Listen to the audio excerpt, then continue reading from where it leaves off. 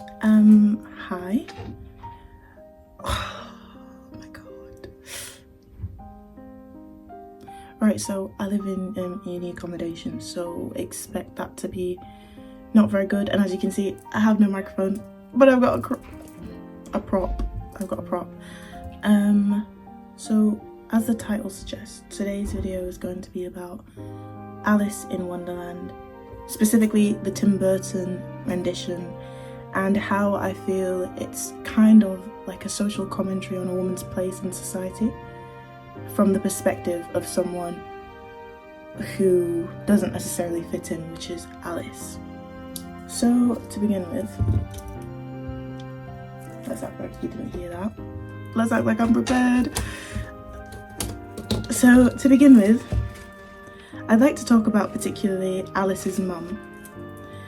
Alice's mum is a very complex character in my opinion, because she typically fits all of the standards. She wears her corset, as we see in the first scene where she checks Alice and she's like, "You're not wearing a corset and you're not wearing stockings either."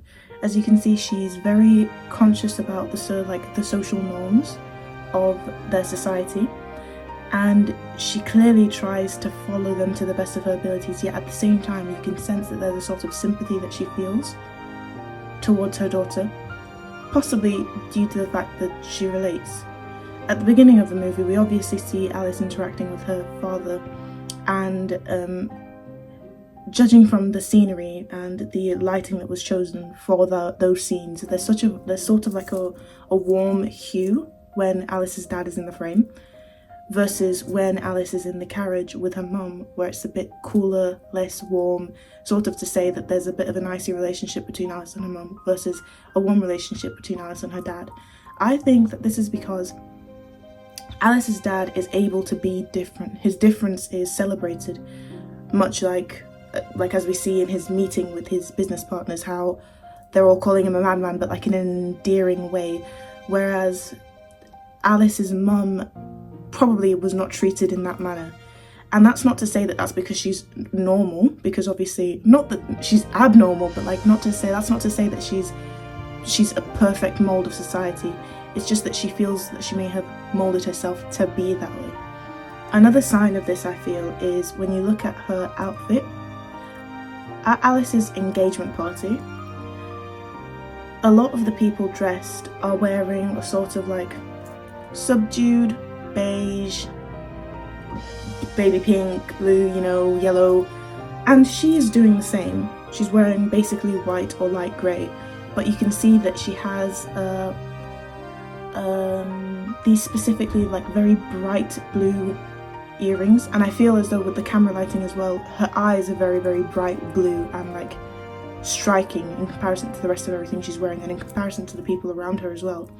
And I think that's sort of to say that she, in her own way, holds her own individuality, and she's not quite gotten rid of it, but she's being subdued by society around her, as we see with her interaction with Seamus's mum and Seamus's dad as well. Seamus's dad, however, does seem to treat them with more respect, but Seamus's mum seems to be a bit more controlling, but we'll get to that a bit later.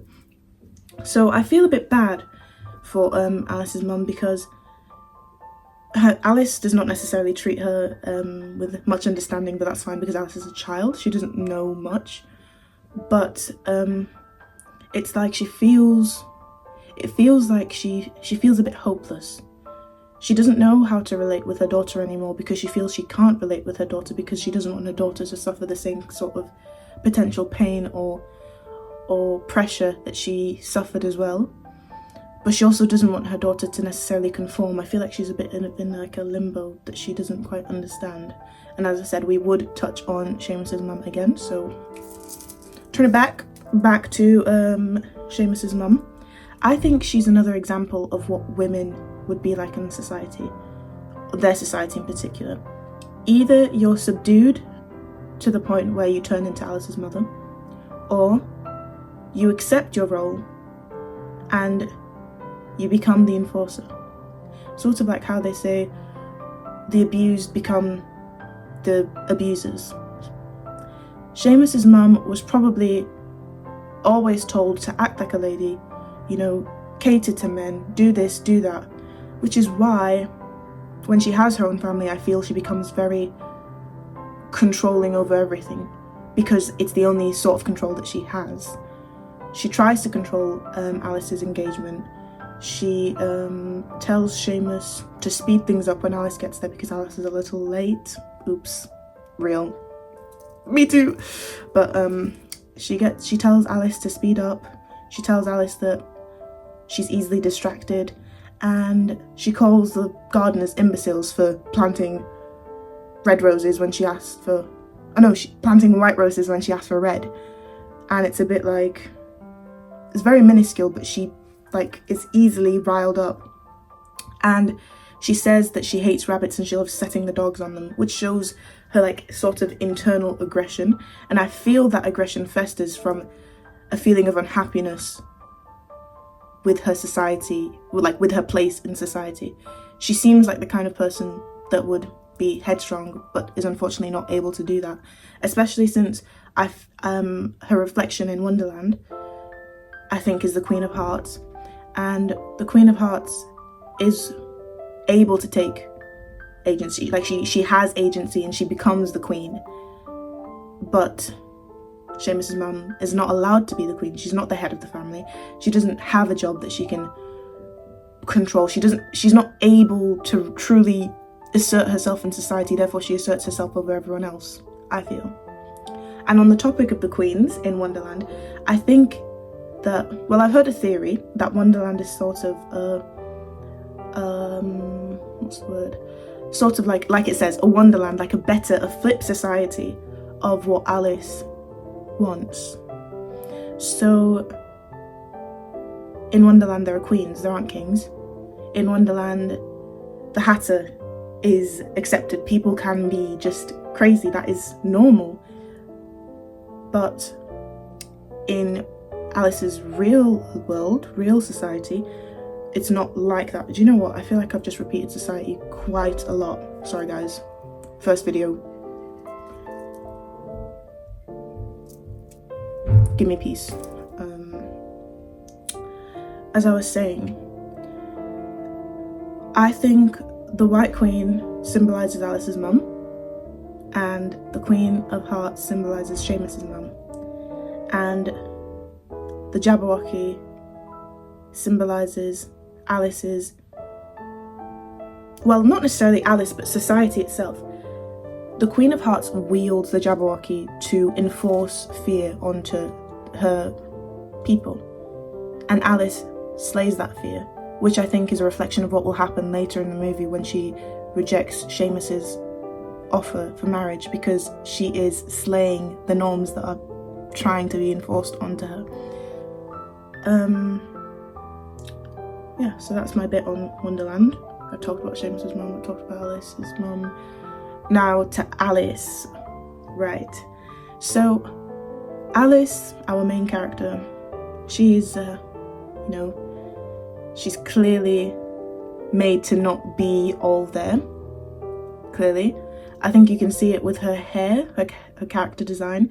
All of her hair is curly from the root down to the tip, instead of the controlled curls that we see typically characteristics of that time period and of all the ladies around her.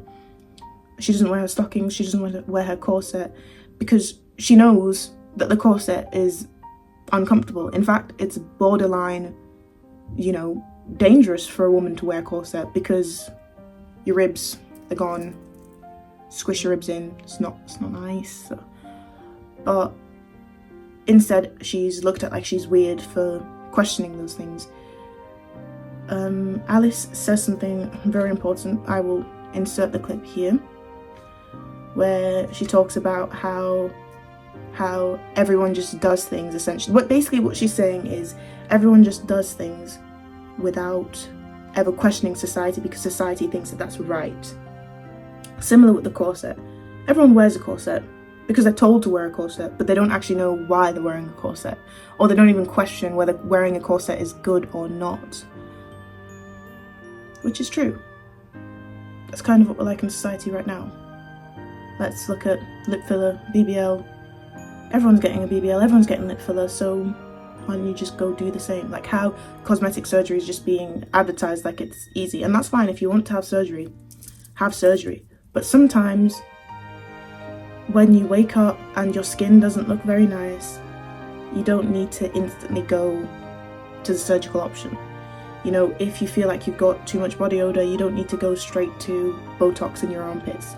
But society and capitalism tells us that that's the right thing. Well, not the right thing, but tells us that that's the normal thing to do. So you see people doing it very, very often. But back to Alice. She is dancing with Seamus when she arrives. And she keeps noticing all of these funny things, like imagine if all of the men were wearing skirts and all the women were wearing trousers. And Seamus tells her, I think you should keep those thoughts to yourself, essentially is what he says. And Alice clearly looks a bit like, oh, it's not very nice, which is not very nice. But Seamus is sort of the voice of society. He says that she should keep those things to herself, so we know that this is how anyone who steps out is already regarded as. Told to, you know, pack it up, don't say anything, be quiet, be pretty, mind your business. Another person who I think is an accurate representation or a voice of society is Alice's sister's husband, Alice's brother-in-law. You see, you're going to be like, Timmy, why didn't you do so much research? You don't even know their names. It's true. It's true, I don't know their names. I'm sorry. I'm only there for Alice, Hatter, Jabberwocky, Queen of Hearts, Tweedledee, Tweedledum, Absalom. I don't care about normal people, but Alice's brother-in-law, he is basically the voice of men in society. When Alice catches him cheating on her sister, he says, now you wouldn't want to ruin her marriage, would you? And it's like, you're the one who is cheating. Why would Alice be the one ruining your marriage when you are the one who's gone and cheated? But it's the same way society tells women that it's our fault. It sort of feels a bit reminiscent of, well, she should have been wearing that, you know, she should have known better, she shouldn't have put herself in that sort of situation. And it's like, why do we always have to take responsibility for things that are out of our control? Overall, I think Alice is a great character.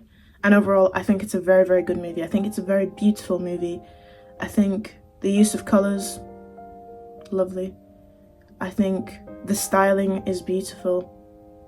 All of it is amazing. And there's probably more I could talk about, but this is my first video, so not even sure if this is good, but we'll see in it.